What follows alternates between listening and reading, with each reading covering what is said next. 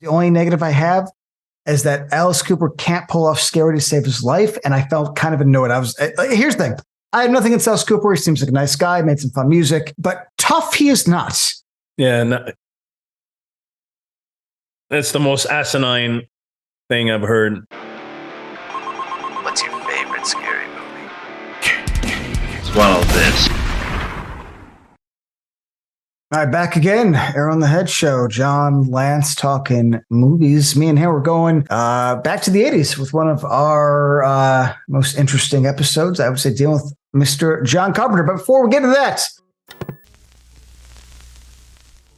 so I bought one of these old-fashioned in a bottle things just because I need something, like I'm a working girl on the go, and I need something to sort of meet my needs. And so as much as I prefer an old-fashioned done the correct way, this is something I could put in the fridge and drink, after the gym, before the big meeting, all that good stuff. What about you? It's even though it's a Maker's Mark cup, it's just wine, Cabernet Sauvignon. So that's it. Cheers, buddy. Hello, my friend. Hey! 1987's Prince of Darkness. Real quick before I let you jump in, I think we have a very similar state on this. I think a few videos ago, I had a weird realization that John Carpenter might be my favorite director.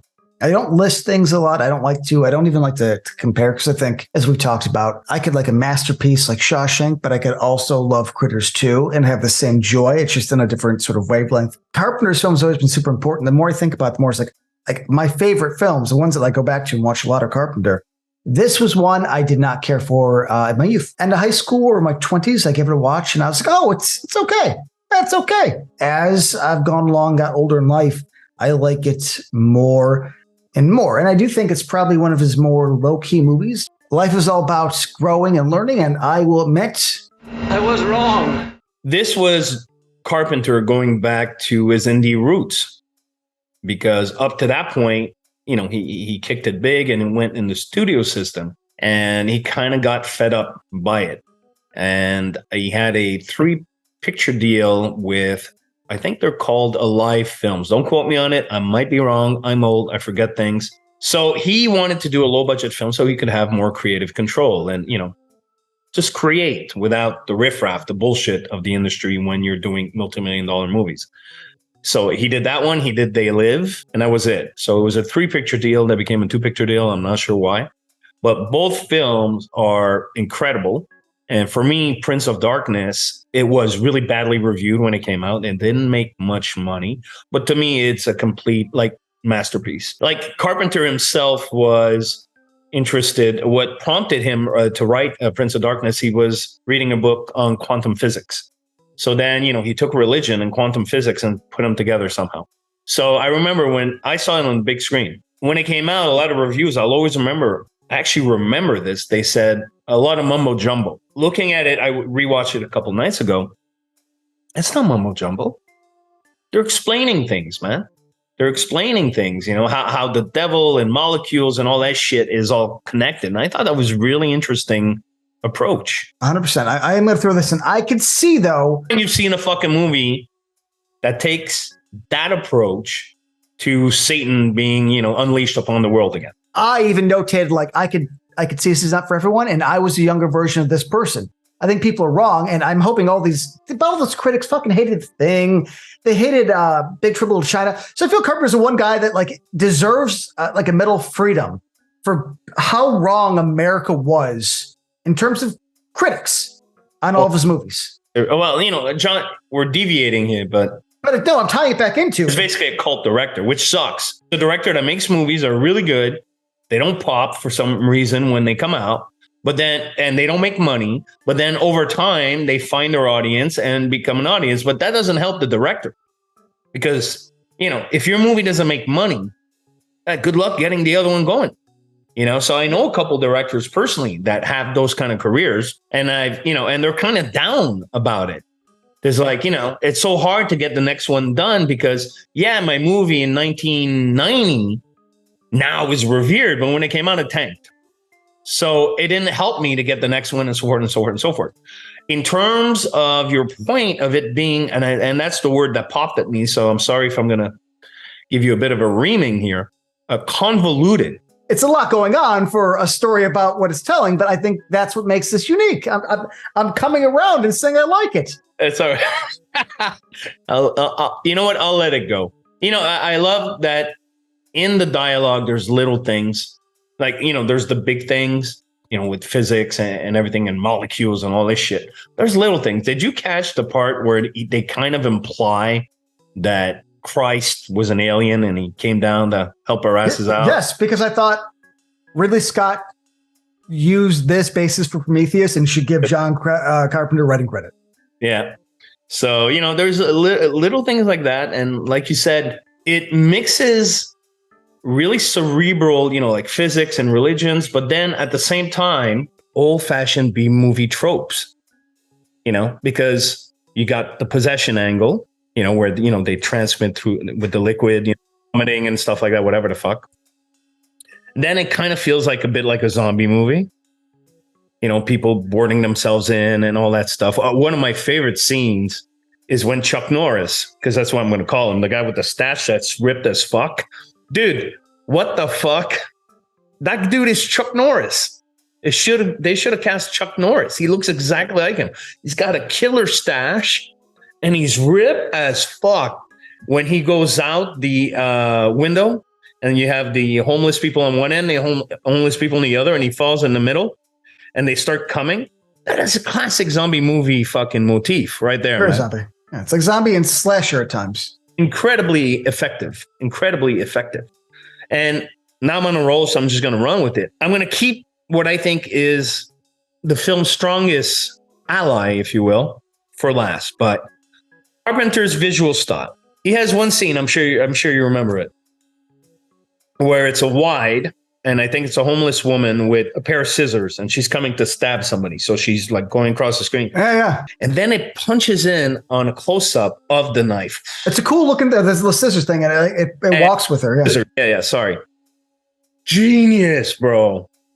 I soiled my fucking pants just that little bit, The bugs, yeah. Or the guy, yeah, what's the line I actually wrote down? I got a message for you. You're not going to like it. There's so many like great moments in the whole film, man. Donald Pleasance. I'm like I said, I'm machine gunning right here when he's hiding. I think like behind a wall, and there's the black dude who's possessed, kind of looking for him. Yeah, that guy. And he's praying to God. He's praying to God. Where are you? Where are you? And I've never noticed this before. I watched it a couple of nights ago. How powerful his performance was, man. And especially that moment. You're like, he's going for it. He's going for that golden statue, Mr. Pleasance, And I was like, whoa, look at this fucking guy. Well, I like also that because, obviously he is known for Halloween, right? But I'm saying that the character is so strong and sort of as a priest, he plays it kind of weak. He's sort of, like he's always a little scared, a little nervous. He's warning people like, people have different dreams, but they have the same dreams here. Like I love his unconfidence. He's not the guy kicking ass in Haddonfield looking for Mr. Michael Myers. And I was like, that's a good way to do it. I mean, I think all the casting here is great. I mean, we have let's be very clear, a little Big Trouble in Little China reunion, which I was happy to see. I forget his name, Walter in this. Dennis Dunn is the actor. But I forgot how charming that man is. I've always think of him from obviously Big Trouble in China, but I was like, dude, fuck, I love that guy. Not to mention Victor Wong. Love Victor Wong. And I love that he was the astrophysicist guy, Yeah, no, the whole cast was great. I don't know their names. I mean, there's Chuck Norris, the guy with the stash and the pecs. Then you got the redhead, the one that he has. He's a crush on. He's like looking at the window. Yeah, he's like. And then you got, the Asian chick, and then you have the chick that gets possessed by Satan. Well, I think it's Satan's son, actually. I mean, look, before I get into what I think is the best element of the movie that really makes everything happen, Carpenter also went back to a thing that he's really good at. Is a bunch of people in one location stuck with a threat on the outside, and that like Assault on Precinct 13, Ghosts of Mars. He did the Rio Bravo motif, basically structure. Well, because he loves Westerns. Yeah, he loves Western. He keeps robbing Rio Bravo all the time. So, and he did it again with Prince of Darkness, and he's really good at it, and it works. The locations are great. It was all shot in LA. Actually, I'm going to LA tomorrow for the premiere of my movie Malicious. I watched Prince of Darkness a couple nights ago. I'm like, where the fuck's that church? Because it's in LA. So I got the address. I'm going to go visit it while I'm in LA. That was a beautiful, great fucking location. I don't think the interiors were church. Can't be. But the exterior is still, pretty cool. And, the kind of like the outside hallway, if you will, when the guy, Chuck Norris jumps down, or when Alice Cooper, impales the guy with the bike. So then, if you don't mind, let me just say my favorite thing about the movie. It's the score. The score is probably by John Carpenter and Alan Howarth, who, by the way, scored a movie I starred in called Dead Shadows. And that's why the director got him, because Dead Shadows is kind of like was going for Carpenter kind of shit. So they got Alan to do the score. It supports and propels the movie like I've never. I think it's even better than the Halloween score. I have never seen a score bring so much, and the Halloween score really brought a lot to. If there's no score in Halloween, it's a boring ass fucking movie, dude. But I've been actually I've always argued that music is one of the most important aspects of filmmaking and storytelling, and even there's a lot of TV shows. I would say in the 2000s, they took a very gritty approach and realistic approach where like not having music. And it never hit as hard. I'm sorry. There's masterpieces I used to watch, but I think if people don't realize that music is the heart of a movie, then you're not paying attention. So I agree with you, but my counter argument is, but that's with any good movie is a good score. Well, I've always loved the score. I've always loved the score from when I first saw it on the big screen to today, but I hadn't seen it in a bit. And it was a very, very impactful reminder that because my next script's going to be a horror thing. Good. Let's do it. That's the fucking score, because I always use scores that kind of match the tone I'm going for when I write. That's the score, dude. That score is so from the ominous to then the kind of like, like the choral stuff. You're like, fuck, bro. That score really, really, really, really, really, really helped that movie happen for me. And all the thematics too, like Christianity, and I'm not big on quantum physics, but I'm a big fan, as you know, of stuff having to do with Christianity, Christian history, to myth, to legends or whatever. So, yeah, man. Yes. But this does it very interesting in a way that even me, that's not the biggest, I'm a little more of a casual guy. I would admit, like, I found it far more interesting because I think it's a cool intermix of religion and science in a way that is different. And I like it being a swirly green fat. I was like, that's more my era. There we go. When she, the possessed girl, and that's one thing we didn't address yet is that the practical effects were fantastic. Yes. The bicycle kill, the stabs, the bugs. Yeah, the bugs, or she's pregnant, as if she's pregnant, but then it deflates and then she's possessed. Really nice little attention to detail. And when she's like reaching out to the mirror, Father. And then, the hands and everything. It's like, come on, bro. Carpenter, man. Yeah, man. Dude, it's fucking awesome. He was in his fucking. I was at his peak. Well, I don't know what his peak is because I love all this stuff. But like, I love Big Trouble in China more than life itself, and the fact that this Prince of Darkness and They Live, it was this like little bit of this little mini 3 in a row. Well, it's part of his Apocalypse trilogy. Yeah, so it's The Thing. Yeah, Prince of Darkness and They Live. No, not They Live. It's one of his best, which I will fight for. Mouth of Madness. Yeah, Mouth of Madness. Yeah. 1990s. Sam Neill, of course. Yeah, do you read Sutter Kane? Sam Neill's a great dude, man. I've interacted with him. He loves his wine. That's all I'm gonna say. Yeah, and he seems like he just hangs out. He has like a vineyard and he has goats and shit. I'm like, good for you, Sam Neill. Drinks his own wine, so there you go, man. As you should. What are you gonna make it and sell it? No, try the product. All right, let's go to negatives. No. As a story, I mean, like I said, I could see some faults that people might have. I don't agree. I think it's one of those movies that is better and better as they go along. I actually think it's one of his best and most underrated films. The only negative I have is that Alice Cooper can't pull off scary to save his life, and I felt kind of annoyed. Here's the thing. I have nothing against Alice Cooper. He seems like a nice guy, made some fun music, but tough he is not. Yeah, no, that's the most asinine thing I've heard all day, and I talked to my credit card company before, so just letting you know. Alice Cooper just stood there and looked creepy, and I thought he did a great job at it. Maybe a little too white in terms of the makeup, like compared to the other people, like the woman, for example. I love the woman, like the older woman. There's like a profile shot at a certain point, and she's like at the sky or something. She has bugs, and then it punches to the close up. She kisses Donald Pleasant's like hand, isn't it? Like, you know, her makeup was not pasty white. You know, she looked like just a homeless woman. So I thought it was a bit odd that Alice Cooper's makeup was so white. It almost looked like the shape, really. But in terms of performance, basically him standing there looking creepy. What's your problem, man? Because he does look creepy. It looks like Alice Cooper. Alice Cooper's never been creepy. Stop digging the grave, man. You're not helping yourself, all right? Okay, let's The point is, I'm a huge Alice Cooper fan. You know, especially his shit from the 80s, like Constrictor, that album, you know, Raise Your Fist and Yell, that album. Then he kind of went too poppy with Poison and all that. I know he goes way back, you know, with School's Out and all that stuff, but I like my 80s Alice Cooper. Okay, but what does that have to do with him as an action movie? If you let me speak, maybe the point will happen. I'm a big fan of Alice Cooper. I actually saw him in concert. Nothing against him. When I watched Prince of Darkness, I did not see Alice Cooper. Like bullshit, you know it's Alice Cooper. It always looked like Alice Cooper. Of course I knew it's Alice Cooper, but I'm saying that it just was Alice Cooper. All I saw, you said, I gave you a chance to be a cop. I saw was Alice Cooper being Alice Cooper. He didn't have. I didn't see that. I saw him the lead of the Possessed Bums. I have nothing against him. I don't dislike Alice Cooper at all. I think he's a cool guy. He was in Wayne's World. I have no problem with Alice Cooper. Agree to disagree. There's nowhere to go. Fair enough.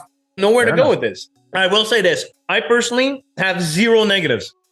I don't really have any negatives. I never really noticed until this last watch. Everybody that gets possessed are pretty much like zombified, except for the lead girl, you know, with the the girl that's Satan. She has a bit more personality. She's the leader and all that shit. But the black dude, which was really an excellent performance, by the way. Like, that dude was fucking good, man. When he's possessed, he's fucking good. But he's like going through this like inner turmoil, inner torment. Looks at himself in the mirror, laughing, crying, all this stuff. Why is it that he goes through that shit and everybody else that got possessed ain't going through shit? Like the Asian chick's not going through shit. Probably time and money, honestly. Really? You think so? I don't see it that way. Well, the only other answer is that Carpenter wasn't paying enough attention. That's either flaw or money and time. Actually, guys and dolls, do you have a theory? Why is it that the black dude goes through all these like inner emotional turmoil from being quote unquote possessed, but the rest don't? What do you think that is? Let us know in the comments below. I'm curious because I don't really have a theory. Is it at the screenplay stage? Is it the guy improv and Carpenter's like, that's fucking great, go for it, bro, you know, and that's it? He didn't think about the big picture. I'm not sure, but I'm interested in your theories. I guess that's it. I guess that's it, man. So let's check voicemails and we will tie this up. Hey guys, this is Edwin from New Jersey. Huge fan. I've been watching you guys since you premiered. I have a quick question. I usually hear like the same thing coming from a lot of horror fans about, you know, maybe things are too, you know, things will get canceled nowadays, or basically you don't see these type of movies anymore. But as a horror fanatic, I've seen some crazy stuff come out as of late. For example, Hereditary. I mean, you get that little girl getting decapitated. I just saw a movie the other day, Blood Quantum, where zombie literally ate a newborn. I can go on, like Walking Dead, The Boys. These are like really high regarded shows and movies. And as for like 80s action violence, I mean, you can't get any extreme than John Wick. My question is, don't you think the focus should be on the greedy studios wanting to get more butts into seats by investing like general audience and like neutral films rather than this boogeyman cancel culture that I keep hearing about? What's your thoughts on that? Hey, Edwin, thanks for calling in. That's a very, what's the word? Layered question, if you will. So I could only speak about my opinion. Of course. We still have movies today that are very violent and gory and push the envelope. You mentioned Blood Quantum, but the eating of a newborn or something like that, and Hereditary, of course, what they did, and even if you look at the Suspiria remake and so forth and so forth and so forth. So it's me personally as an individual. So I'm not saying how I feel is right. It's just how I feel. When I look back at the good old days, so let's say like a movie like Prince of Darkness, for example, there's no agenda. There's no agenda. It's just a movie and it tells a story and that's it. So for me, when I say, oh, you couldn't get away with that in the good old days and stuff like that, it's not always necessarily about gore. Like RoboCop 2, which, we covered a while back, for example. I thought that movie was so like beautifully offensive, not just in terms of violence and gore, just in terms of scenarios. So that some of it would not fly by today, in my opinion. But my biggest peeve about a lot, not all, obviously, but a lot of modern genre cinema, usually the ones that are more mainstream, is the agendas that I see clearly. And of course, it's not just in genre cinema. It's in Disney stuff. It's in Star Wars. It's in everything. I see agendas trying to push certain things where I prefer just tell a story, man. I would say with me, I do agree. So it's funny because I always talk about, it couldn't be made today. But you're right, though. The MPAA was far harder on Friday the 13th Part 7 than it was. Yeah. Exactly. Than it was, on any of the Hatchets. I saw Hatchet 1 in theaters. It was R-rated. And it was gorier than anything ever made. I saw Hatchet 2 in theaters. It was unrated right before Adam Green ran his mouth and got it pulled. So 100% in terms of gore, I think we're actually in a pretty good era for gore. Although a lot of it is VFX. Sure. Yeah. That's absolutely true. Doesn't hit as hard. No. Although, Terrifier 2, I think why that movie became very successful because it went practical. Full practical. That's it. No, that's true. No. My big thing, though, is always, I call it, which is an appropriate name, but I'm not sure if it's always used correctly by me personally, which is high concept, which is interesting stories that are very hyper focused that are being made. I think we're making general movies a lot today that are just boring, just based on the structure of there's no DVD sales that make money. There's no physical media that makes too much money, and there's not a lot of like assets and TV reruns that we're not budgeting interesting stories where they need to be. Like essentially, the middle grade movie doesn't exist. It's either, oh, you got a cool story, here's 1 million. I mean, shit. Or we make something for 150, 200 million and go from there. So I do think the middle movie is my issue. It's one of those things where I always hear people like, oh, there's no good music. It's like, well, it's bullshit. The difference is like, there's not good stuff promoted. So I think there's the best stuff being made now is always going to be underground, a little more indie. It's going to be in Shudder. That's a really for once you say something very intelligent. I know. I saw the finger. Please, no, what are you talking about? I would never do that. Are you kidding me? No. I'm being an asshole. He's smart sometimes. Generic is what's being pushed to us through the media, through social, through whatnot. You have your exceptions like Terrifier 2, which I've never seen, by the way. I have no interest in seeing it. It's just not my bag. I just know that. I don't like movies gore for gore's sake. It's not my thing. I know. Who knew? I think we've established our differences on the subject for our friend from New Jersey, Mr. Edwin. New Jersey fucking rocks, by the way, bro. Respect. Either way, Edwin, thank you for calling, buddy. Thanks. And then, John, it looks like Prince of Darkness is amazing. We both agree. And it was a pleasure talking to you, going with my old friend, Mr. John Carpenter. Absolutely. Guys and dolls, Prince of Darkness. It's all about build-up. All about atmosphere, cerebral, classic B-movie tropes, wrapped up into a beautiful, powerful score and clever visuals by Mr. Carpenter. Obviously, Lance and I are huge fans. Let us know what you think of the picture below. I don't know, stab the comments below. That's all I got right now. And don't forget the phone number. I don't know if Lance will put it in the edit, but if he does, there it is. If not, it'll be in the body of the video. Give us a call and let us know what's up. And have a great October, man. Spooky fucking season, right, bro? My favorite month of the year.